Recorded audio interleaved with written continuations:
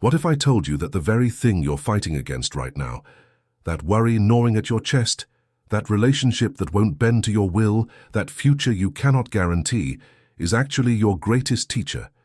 What if the source of your deepest suffering holds the key to your most profound peace? This morning, I watched a masterclass in letting go, and the teacher wasn't in robes or sitting cross-legged on a cushion.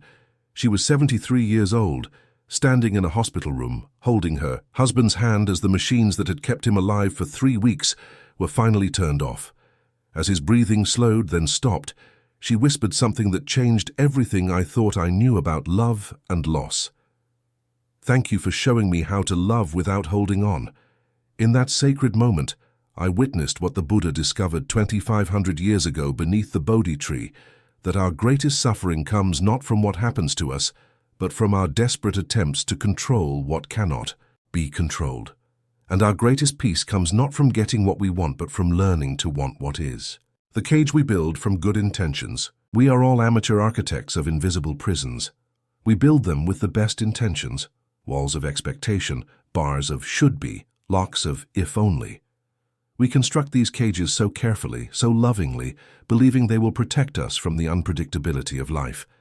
But what we discover, often too late, is that we've imprisoned ourselves. Consider Sarah, a devoted mother who spent 15 years orchestrating her daughter's life like a conductor leading a symphony. Every note had to be perfect, the right schools, the right friends, the right activities. But when her daughter chose art over medicine, chose travel over college, chose her own path over her mother's dreams, Sarah felt her world collapse. The cage she'd built to protect her daughter had become her own prison. The Buddha taught us something revolutionary. The very act of trying to control outcomes is what creates our suffering. In the Pali language, this is called tanha, literally meaning thirst. We thirst for life, to be different than it is. And this thirst, this desperate reaching, is what keeps us trapped. But here's what the Buddha discovered that night under the stars. When we stop trying to control the river, we can finally learn to swim. The wisdom of water. Water never fights the mountain. It doesn't argue with the rocks or demand that valleys be straight. It simply flows, finding the path of least resistance, wearing away obstacles not through force, but through gentle, persistent presence. In its yielding, water becomes unstoppable. This is the paradox at the heart of Buddhist teaching. In surrendering control, we find true power. In accepting what is, we discover what's possible. In letting go, we finally learn to hold what matters. I think of Marcus, a CEO who spent 30 years building an empire, only to watch it crumble in a single market crash. For months, he fought against the reality of his losses, depleting his remaining resources in futile attempts to recreate what was gone. Only when he stopped fighting the current of change could he see the new opportunities that had been there all along. The ancient Buddhist text, the Tao Te Ching, reminds us, the sage does not attempt anything very big, and thus achieves greatness. This isn't about lowering our standards or abandoning our dreams. It's about understanding that true achievement comes not from forcing outcomes, but from aligning with the natural flow of life. The sacred space between heartbeats. There exists a space more profound than any cathedral, more sacred than any temple. It's the space between one heartbeat and the next, between one breath and the following one. In this gap, this pause, this moment of pure being, lies the secret to everything the Buddha taught.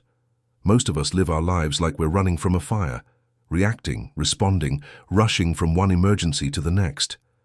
But the Buddha discovered that between every stimulus and response lies a choice. In that choice lives our freedom.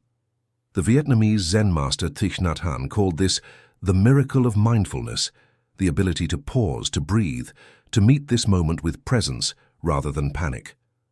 When the email arrives that threatens to ruin your day, when the phone call brings news you don't want to hear, when the future you planned dissolves before your eyes, in that moment, you have a choice. You can react from the ancient patterns of fight or flight, or you can pause. You can breathe. You can remember that you are not your circumstances. You are the awareness that observes them, the art of holding without grasping. The Buddha often spoke of the middle way, the path between extremes. In our emotional lives, this becomes the art of holding without grasping, of caring without clinging, of loving without possessing. Imagine holding a handful of sand. Squeeze tightly, and it slips through your fingers. Cup your hands gently, and the sand rests peacefully in your palms. This is how we can hold everything precious in our lives, our relationships, our dreams, our very sense of self. My friend Elena learned this lesson through heartbreak. After her divorce, she spent months trying to hold on to the life she'd built, the future she'd planned, the person she thought she was. Only when she opened her hands, metaphorically speaking, did she discover who she could become. The Buddha taught that attachment is the root of suffering, but this doesn't mean we should love less. It means we should love differently. We can love fully without needing to possess completely. We can care deeply without demanding guarantees. The ocean of thoughts. One of the most liberating realizations in Buddhist practice is this: you are not drowning in your thoughts. You are the ocean in which thoughts appear and disappear like waves. You are not the storm of emotions. You are the sky in which storms arise and pass away. When we identify with every thought that crosses our mind, we become like swimmers who think they are the waves themselves. We exhaust ourselves trying to stop the natural movement of mental activity. But when we learn to rest in our essential nature, the awareness that observes thoughts and emotions without being defined by them, we find an unshakable peace. A meditation teacher once told me, "The mind is like a snow globe. When you shake it, everything becomes chaotic and unclear. But if you simply set it down and wait, the snow settles naturally and clarity returns." This is the practice of mindfulness, learning to set down the snow globe of our minds and trust in the natural settling that follows. If this message resonates with you, and you're seeking more moments of peace and insight, don't forget to like the video and subscribe for daily reflections rooted in ancient wisdom and modern clarity. The Compassion Revolution. Perhaps the most radical and liberating teaching in all of Buddhism is this: the person who most needs your compassion is you. In a world that often equates self-worth with productivity and discipline with harshness, we are conditioned to believe that self-criticism is a virtue.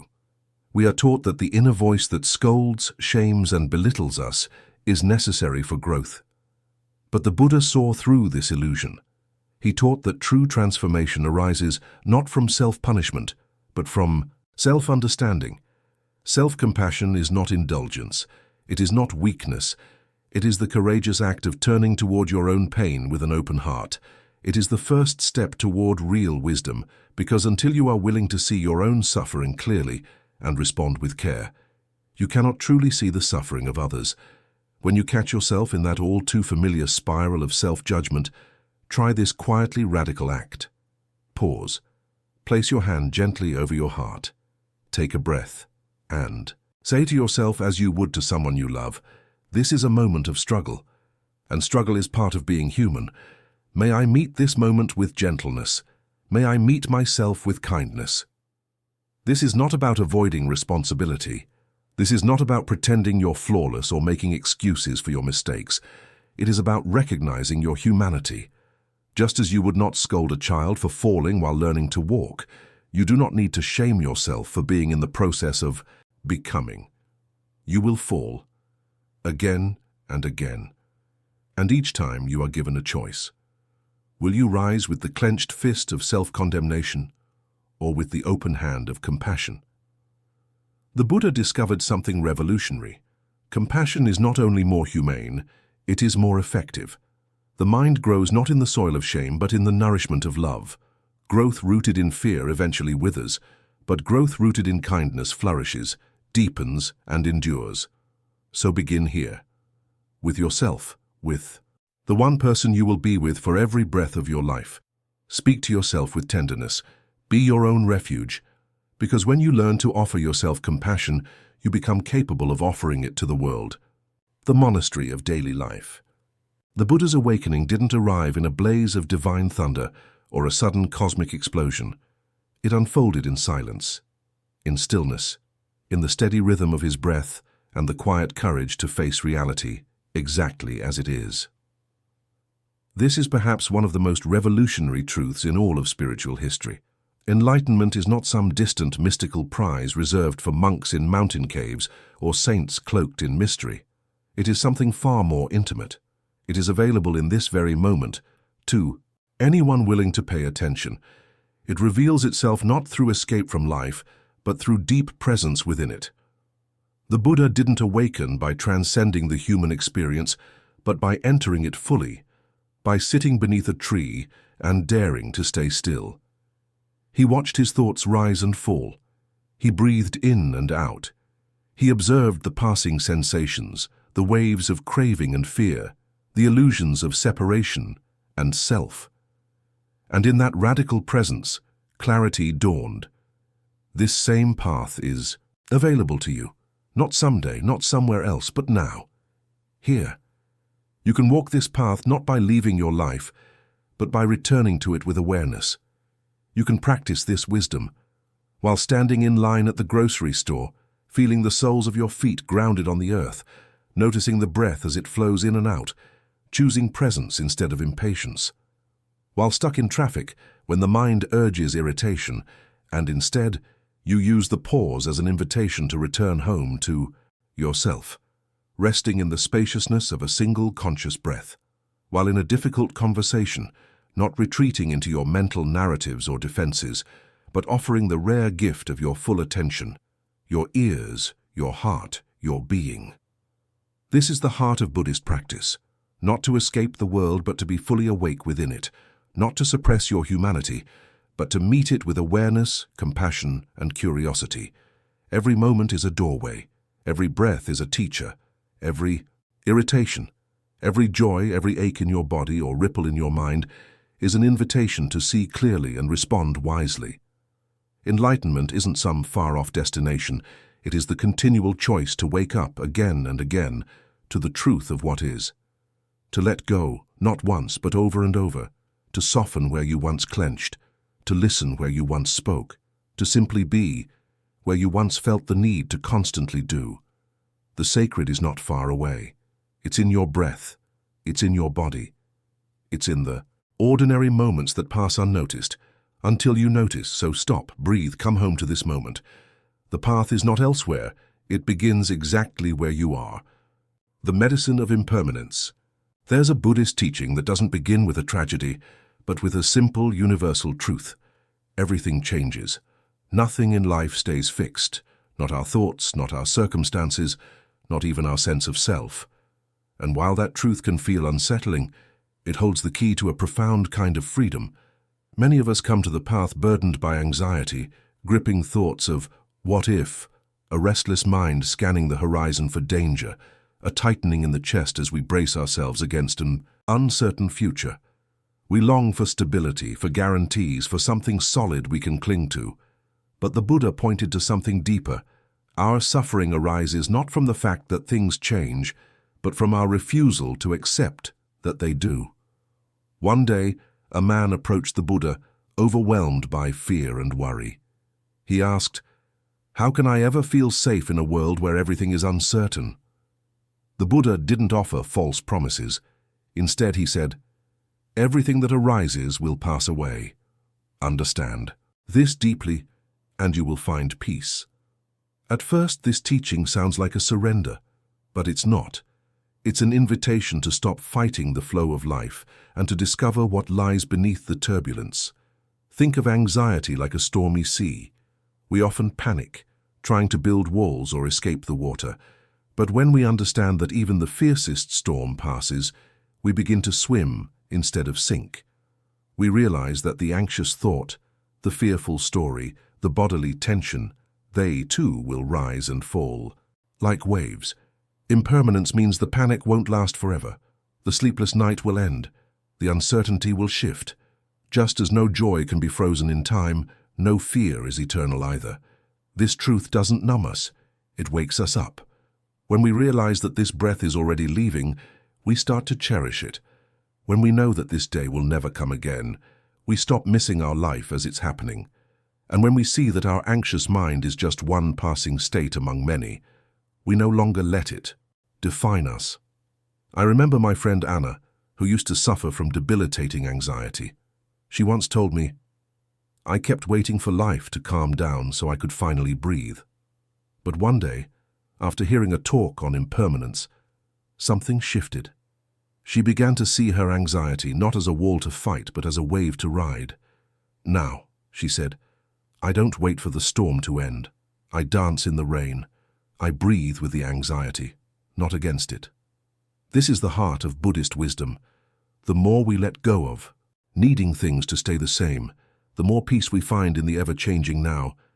Life doesn't become less uncertain, but we become more open, more flexible, more compassionate toward ourselves and others.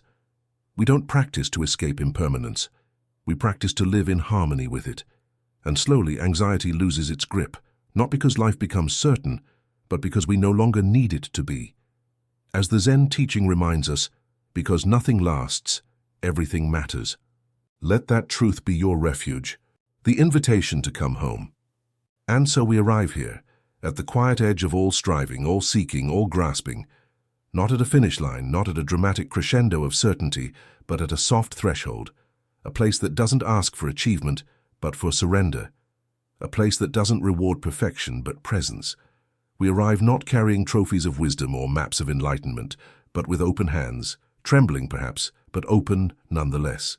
We arrive with hearts that have been broken and mended 1,000 times. And in that breaking learned how to hold more than we ever imagined possible. Because life, in its endless unfolding of light and shadow, joy and sorrow, has been whispering the truth to us all along.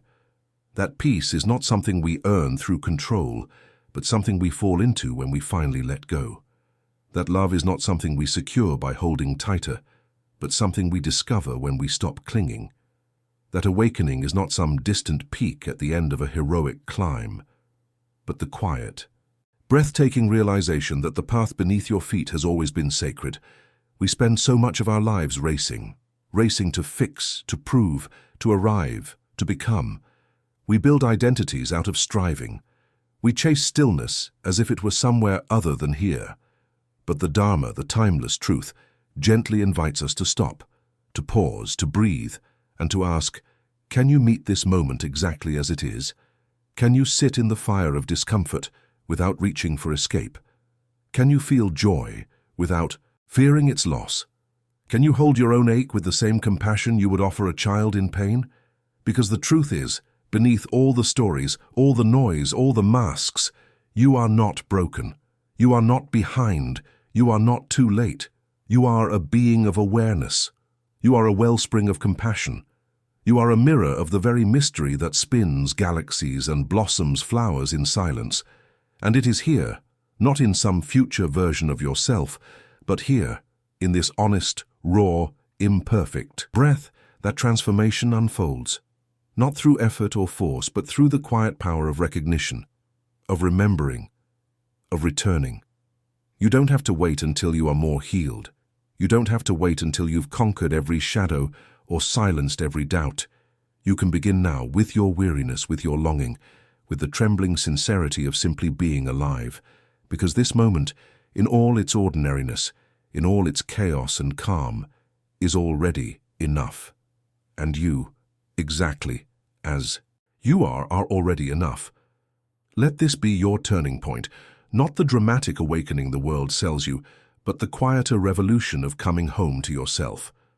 The holy pause that says, I don't need to chase peace. I am peace when I stop running. The soft exhale that whispers, I don't need to become something else. I only need to remember who I've always been. So may you walk gently now. May your pace slow to the rhythm of your breath. May your heart remember how to open in both sorrow and joy. And when the storms rise, and yes they will, may you know there is a refuge within you that no chaos can touch. A stillness deeper than fear, a light that does not flicker with circumstance. That is the space where the Buddha awoke, not in some far-off heaven, but under a tree with the earth as his witness and breath as his guide. That is where the lotus blooms from the mud. That is where you will awaken too. So let this final truth ripple through you. You are not on the way to peace. You are peace. You are not separate from life. You are life unfolding. You are not unworthy of love. You are made of it. And may it be so for all beings. May every soul remember their wholeness. May every heart find rest from the struggle. May every mind awaken from the trance of unworthiness. And may we all each in our own way come home, not someday but now, fully, tenderly, and forever.